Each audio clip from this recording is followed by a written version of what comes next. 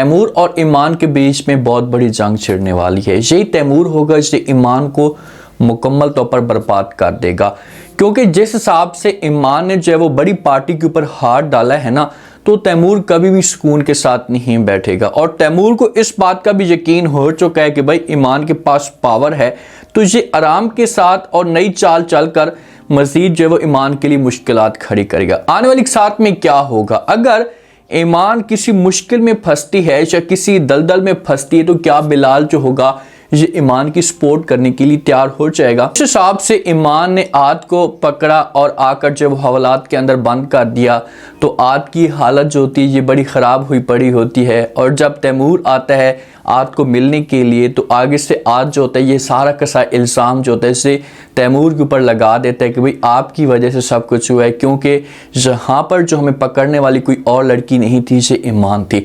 जब ये अल्फाज तैमूर सुनता है तो तैमूर को बड़ा धचका लगता है। तैमूर को यकीन तक नहीं होता कि भाई ईमान ऐसा का काम भी कर सकती है और इस पोस्ट पे भी पहुंच सकती है, क्योंकि उस फंक्शन के अंदर तैमूर मौजूद नहीं होता। अगर तैमूर मौजूद होता ना, तो ये कुछ ना कुछ हैंडल करने की जरूर कोशिश करता।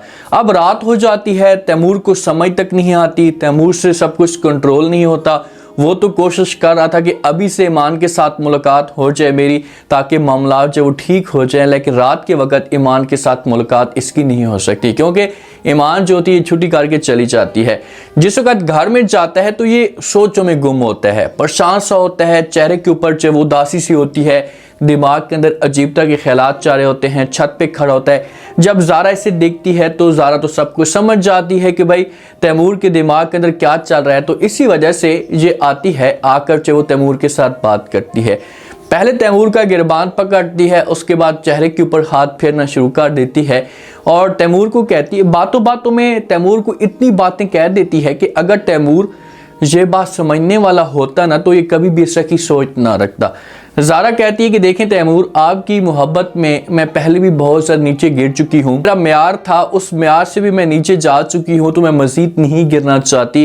तो इसलिए आपसे रिक्वेस्ट करना चाहती हूँ कि आपने जो वो कभी भी ऐसा आप काम नहीं करना। ऐसा ना हो कि कल को जो फिर से जो मेरे ऊपर बातें हों और जब मेरे ऊपर तंज किए जा रहा हो, तो मैं ये सब कुछ बर्दाश्त नहीं करूँगी और अपने दिमाग से हमेशा के लिए ईमान को निकाल दो। ये अल्फाज जब तैमूर सुनेगा, तैमूर सब कुछ समझ जाएगा का जो इशारा है इसे किस तरफ जा रहा है। सर ज़ारा का बात करने का मकसद क्या है। ज़ारा ने खुलकर बात कर दी है तैमूर के सामने। तैमूर को मना करती है कि भाई दोबारा आपने ईमान के लिए इतना सब कुछ नहीं सोचना, क्योंकि मैंने इतनी बातें बर्दाश्त की हैं तो मज़ीद ये सब कुछ बर्दाश्त नहीं करूँगी। और ये तैमूर को वार्निंग भी देती है कि ये जो ईमान थी ये पहले वाली ईमान नहीं है। अब ईमान मुकम्मल तौर पर चेंज हो चुकी है, इसके पास ताकत आ चुकी है। अगर तुम इसके ऊपर हाथ डालोगे भी सही, तो ये तुम्हारा हाथ काट के रख देगी।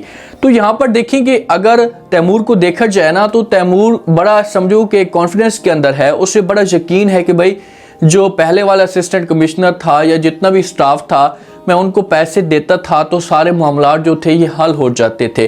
तो अभी भी ऐसा होगा, लेकिन अब अगर ये जाता है ईमान को पैसे देता है, तो ईमान जो पैसे होगी इसके मुंह के ऊपर दे मारेगी और इसे इनकार कर देगी कि भाई आपके पैसों की मुझे ज़रूरत नहीं है, और इसे अपने ऑफिस से भी निकाल देगी। ये तैमूर की इंसल्ट करेगी, क्योंकि ईमान के दिमाग के अंदर तो सिर्फ और सिर्फ वो बातें, वो लम्हा चल रहा होता है कि भाई जब इन्होंने मेरे ऊपर जो इल्ज़ाम लगाया था और मेरी फैमिली की इंसल्ट की थी। अब जिस वक्त बिलाल को इस बात का पता चलता है कि भाई मामला जो वो ख़राब होने वाले हैं, तो इसी वजह से बिलाल जो होता है ईमान के सामने झूठ बोलता है कि भाई मीटिंग है, हमने जाना होगा। तो ईमान जो होती है इसी कोई भी बात नहीं सुनती और फ़ौरन गाड़ी के अंदर बैठ जाती है बिलाल के साथ और ये चले जाते हैं। अब ये शॉपिंग मॉल के अंदर जाते हैं, क्योंकि इसे ईमान का दिमाग थोड़ा सा फ्रेश करना चाहता है, ईमान का जो माइंड होता है ये चेंज करना चाहता है। तो बिलाल जो होता है ये ईमान को कहता है कि भाई आपको यहाँ पर लाना ज़रूरी था। तो ईमान जब ये बात सुनती है तो बिलाल को जवाब देती और कहती है कि भाई आपने झूठ बोला। तो बिलाल कहते हैं कि अगर मैं आपके सामने झूठ ना बोलता, सच बता देता तो क्या आप आती। तो ये बात जब ईमान सुनेगी तो ईमान जो चेहरे के ऊपर मुस्कुराहट आएगी। अब ये दोनों मिलकर शॉपिंग करते हैं। बिलाल जो होगा इसे इंजॉय भी करवाएगा, खाना शाना भी खाएंगे, उसके बाद फिर ये वापस चले जाएंगे। हो सकता है कि अब इस पूरे स्टाफ की जितना भी ये महकमा है इनका कोई फंक्शन हो, उस फंक्शन के अंदर ईमान भी तैयार होकर जाती है। ब्लैक सूट पहनकर और बिलाल भी जाता है। दोनों जिस वक्त जाते हैं सारे स्टाफ की इस जोड़ी के ऊपर ही नजर होती है कि भाई कितने प्यारे लग रहे हैं। अब स्टाफ वाले तो ये समझ रहे हैं कि ये दोनों मंगेतर हैं और बहुत जल्दी इनकी शादी भी होगी। सूफ पी रहे होते हैं, जो बिलाल होता है ये मिसाला डाल होता है सूफ के ऊपर, तो कुछ जो मिसाला होता है ये मिर्चें होती हैं, ये बिलाल की आंखों के अंदर चली जाती हैं। जब बिलाल की आंखों के अंदर जाती हैं या ईमान से वो जो मिसाला होगा इसे जाएगा तो ईमान से सब कुछ बर्दाश्त नहीं होता, क्योंकि बिलाल की जो हालत होती है पतली हो जाती है और फ़ौरन आती है ये आकर जो बिलाल के पास खड़ी हो जाती है। जो इसके पास दुपट्टा होता है ये कपड़े की नोक बनाती है और ये बिलाल की आंखों को साफ़ करना शुरू कर देती है। बिलाल की आंखों को साफ़ करती, अब बिलाल को तो कुछ भी नहीं पता होता कि भाई कौन ऐसा का माहौल बना रहा है। जब उसकी आंख साफ होती है, क्लियर होती है, फ़ौरन उसकी आंख साफ हो जाती है, सामने देखता है ईमान खड़ी होती है।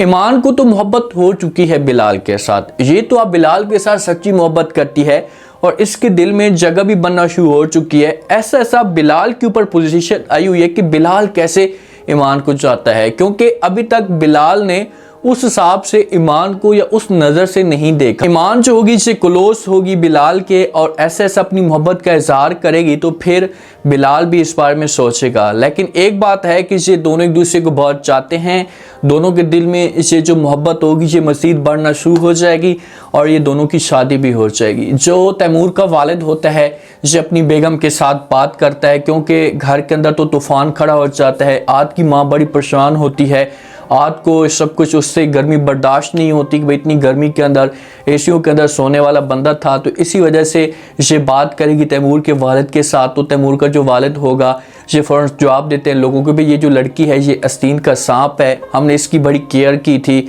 और अपने घर के अंदर इसे जगह दी, इसके ऊपर हमने खर्चा किया और हमने कभी भी ऐसा नहीं सोचा था कि ये जो लड़की इस हद तक भी जा सकती है।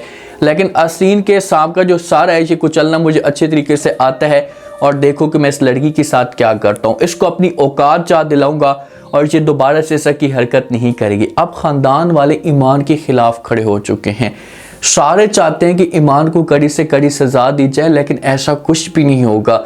अगर ईमान के लिए मुश्किलात खड़ी होती हैं तो पीछे इसके जो बंदा बैठा हुआ है कमिश्नर, जो मेन बंदा है डिप्टी कमिश्नर, तो सारी रिपोर्ट उसके पास जाएगी और सब कुछ पता है उसे कि भाई ईमान सच्ची है और ईमान के दिल में कुछ भी नहीं है, तो इसी वजह से वो ईमान की सपोर्ट करेगा।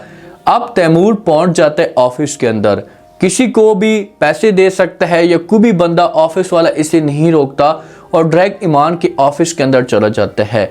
जब जाता है ईमान जो होती है ये ऑफिस में आती है, आकर अपने ऑफिस का टूर करती है या सफाई शफाई देखती है, अपनी सीट पे बैठने लगती है, तो पीछे से जो वो तैमूर बातें करना शुरू कर देता है। ये बातें करता है, तंज करता है और कहते हैं अच्छा तो आप बन गई हैं असिस्टेंट कमिश्नर। जब ये बातें ईमान सुनेगी, मुड़कर देखेगी तैमूर को, तो आप देखते हैं कि वहाँ पर ईमान का जो रिएक्शन आता है या चेहरे के जो तासुरात आते हैं ये पहले वाले आते हैं या चेहरे के अंदर गुस्सा भरा होगा, क्योंकि अगर ईमान यहाँ पर कंफ्यूज हो गई, परेशान हो गई, तो तैमूर जो होगा इसके ऊपर प्रेशर डालने की कोशिश करेगा। अगर ईमान का वाकई जो चेहरा असिस्टेंट कमिश्नर वाला दिखाई दे रहा है तो फिर ये तैमूर को मुंह तोड़ जवाब देगी। पहले तो तैमूर जो होगा ना इसका गलत कोई हाथ नहीं डालेगा, ये प्यार से इसे खरीदने की कोशिश करेगा, कोई चेक शेक देगा कि भाई से लो पैसे आपको और जितना भी पैसा चाहिए, आपको जो कुछ भी चाहिए मैं आपको देने के लिए तैयार हूँ, लेकिन मेरी बात माने कि आप ये माहौल ख़राब मत करें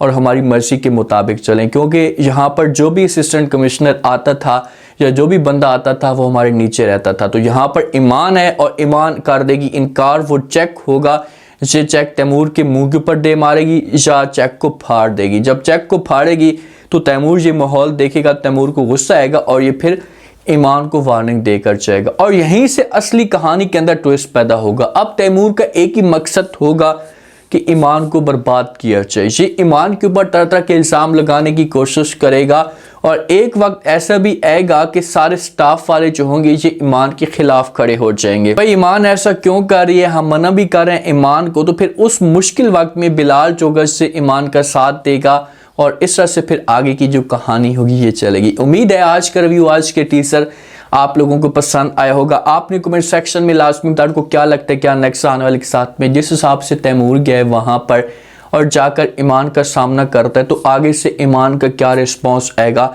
क्या ईमान जो होगी ये खामोशी के साथ सब कुछ बर्दाश्त करेगी, जैसा तैमूर को मुंह तोड़ जवाब देगी? अगर ये तैमूर को मुंह तोड़ जवाब देती है और इस ऑफिस से निकलने का कहती, तो क्या तैमूर जो है ऑफिस छोड़कर चला जाएगा? लास्ट में फीडबैक दें।